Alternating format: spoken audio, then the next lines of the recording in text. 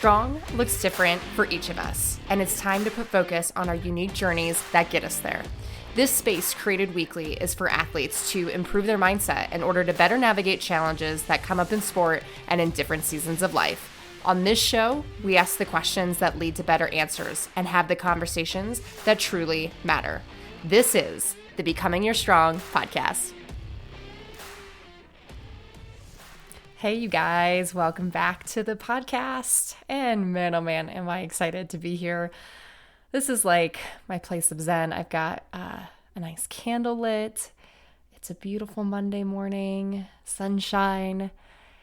And I have just been stressed and scatterbrained and just all over the freaking place. I am days out from running my very first DECA Strong event at Pursuit Fitness as a first-time affiliate. And there's just a lot of things going on in life between like learning a new job and just trying to manage social relationships, business, finance, all of the things. So I wanted to get on and record a special episode today. But before we dive into some of the things, the words of wisdom that I have for you today, let's talk about the Becoming Your Strong moment of the week from listeners all around the globe that are just doing incredible things, that are overcoming the odds.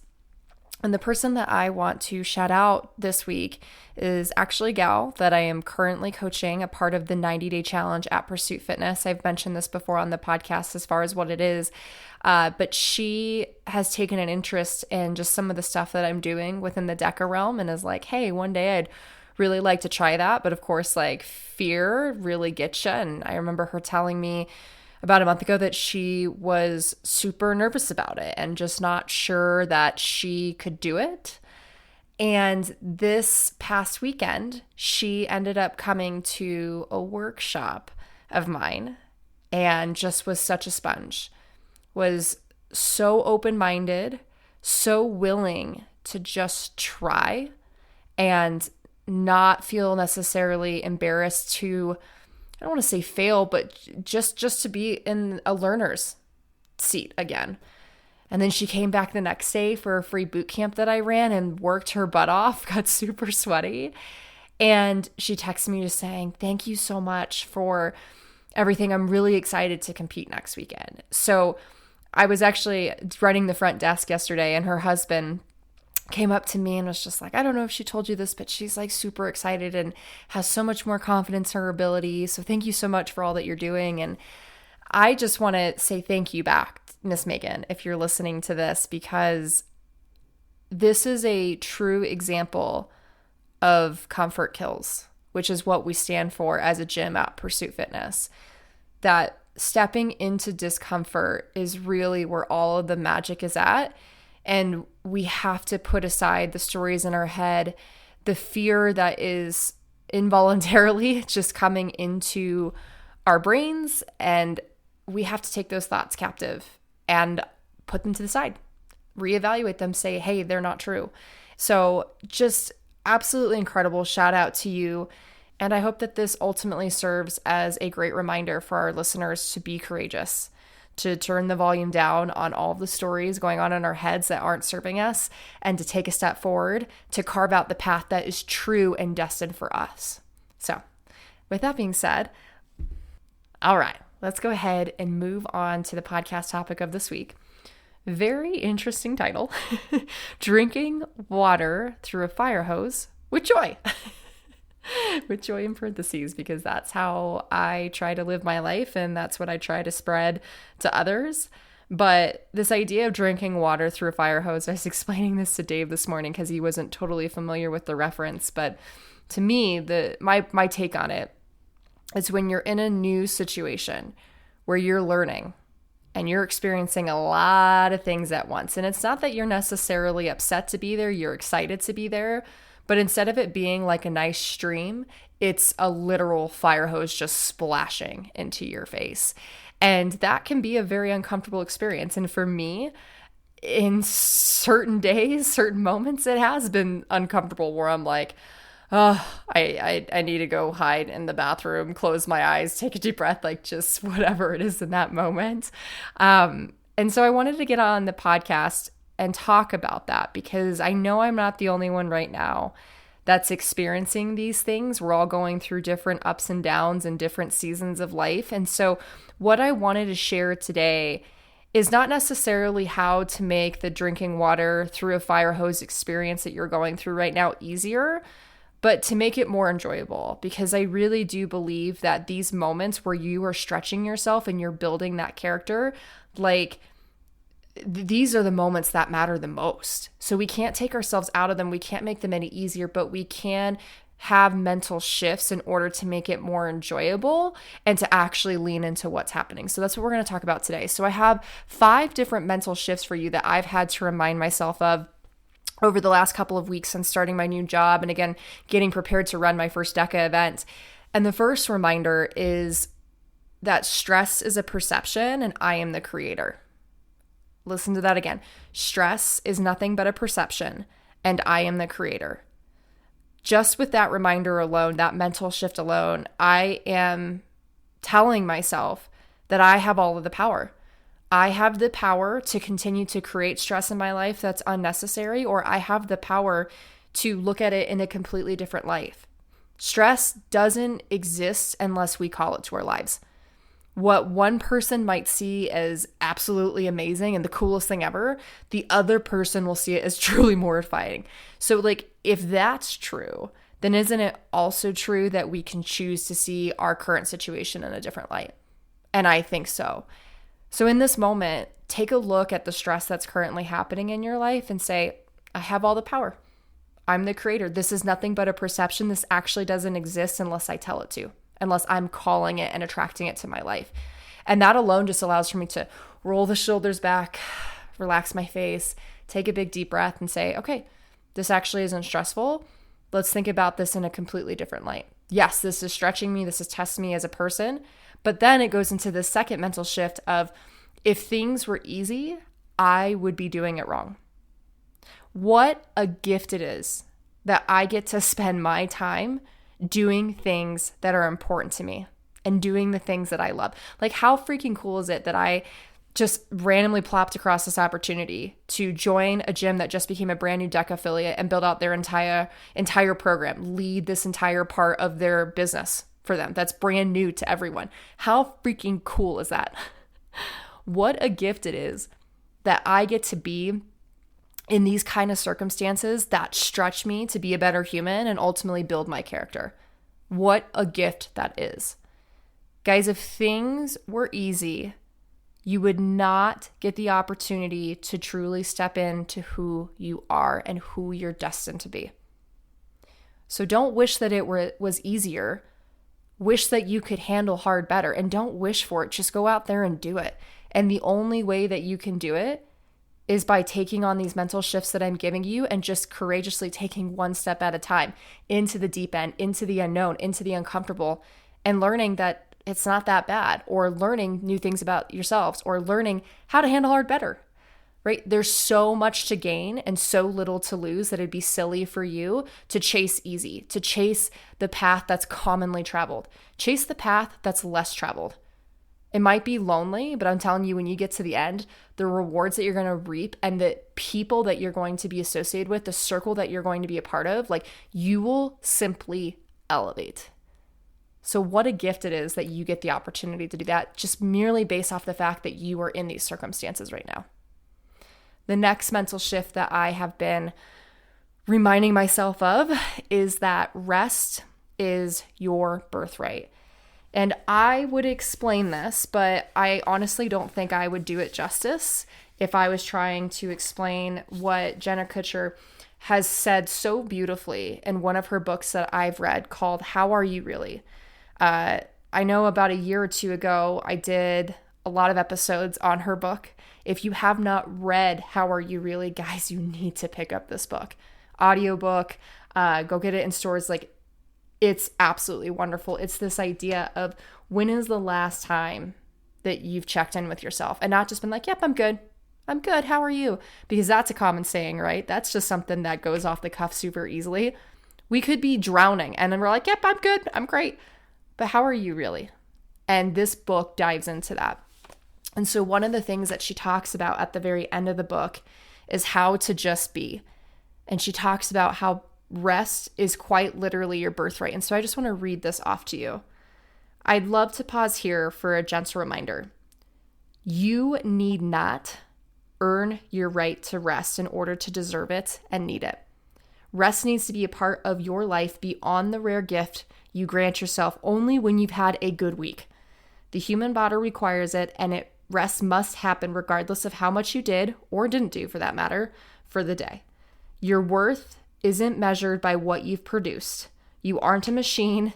You are a human being. Rest is the fuel for living. Rest isn't just a required ingredient you need in order to do more work. Rest isn't just a break. It's where you enjoy the person you've been busy becoming. Rest is where you catch up with yourself. Rest is where you become more you. And that's it. That's the mic drop. So remind yourself that you need those moments to just recharge and refuel. And last night, I needed to do that. I just had got done working all morning, and I've just been busy getting things done. And anytime there's just been a free moment, I'm like, okay, what could I be doing to catch up and blah, da, da, da. And I just got home and I was like, Dave, I don't want to do anything. I don't want to do anything at all. My brain just can't. And that was just that sign of you need to not. This is your time to recharge and just to let go, that things can pick up in the morning after you've had a really good night of sleep and a chance to just be with your boyfriend and to snuggle with your puppy. And that is okay. You don't need to feel guilty about it. You don't need to feel but what if I don't get all this done? Because guess what? I woke up this morning and I felt pretty recharged, and all the things that I was stressing out about last night that I thought that I could get ahead on, I got done within maybe an hour or two this morning. And now I have so much more time in my day to enjoy recording this podcast and now start to get ahead on other things. So sometimes to speed up, you need to slow down. And slowing down looks like taking rest by giving yourself that chance to recharge. So hopefully that hits home for someone. All right, last two mental shifts to help you drink water through a fire hose with some joy. Focus on the step in front of you, not the whole staircase.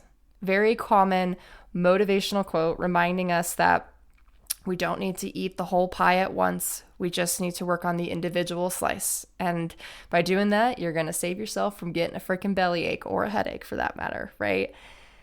For me, I have to write everything down because my brain is constantly going and it doesn't shut up. So if I don't write things down, then it'll continue to yap at me. And so I put pen to paper or I type things out in my notes section, and I'll write everything out that needs to be done. And then I don't just leave it there, because if I leave it there and I look at it, it stresses me out even more. So I have to take additional steps, such as actually taking those things that are really important and highlighting them and then putting them in the first part of my week. So that way I know that they're going to get done. And if I get done with something sooner, great, I move on to the next highlighted thing. And that's just how I've been able to sort of navigate and work through this crazy little season of life, getting ready to run the first event. So I don't know if that necessarily helps anyone. I think just the reminder that we don't have to accomplish everything today should serve as something to allow for you to take a deep breath. But just remember that you don't have to get everything done today. You really don't. And if you do, if there is actually deadlines waiting on you to produce XYZ outcomes, well then where's the help? Where's the delegation? Where is the vulnerability and being able to go out there and saying, hey, this is what's going on. I need someone to support me in this. I struggle a lot to delegate. And when I do, oh my gosh, it's almost wait, I have so much time on my hands and things have gotten done so fast and smooth and flawlessly. I think we could all just get better in asking for help.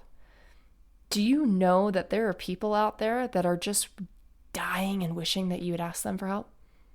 We're sitting here thinking about, man, I'm probably going to be such a burden if I do this. No. What you think is a burden is one of their biggest gifts, is by just you seeing them as a trusted partner in crime, someone that you trust to help carry out this really important task.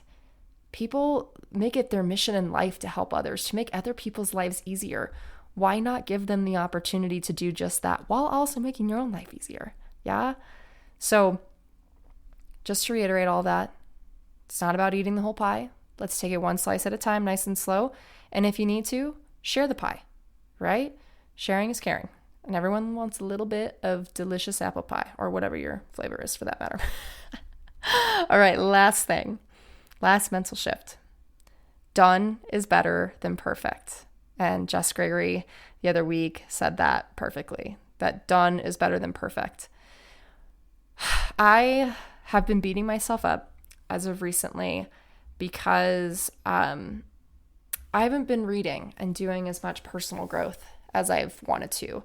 And usually the way that I prefer and like to do it is I like to wake up first thing in the morning and pull out my book and just start my day off on a positive note, like taking very intentional time to feed my brain with something good to think about and critically just analyze and apply it to my life, apply it to that day, apply it to that week.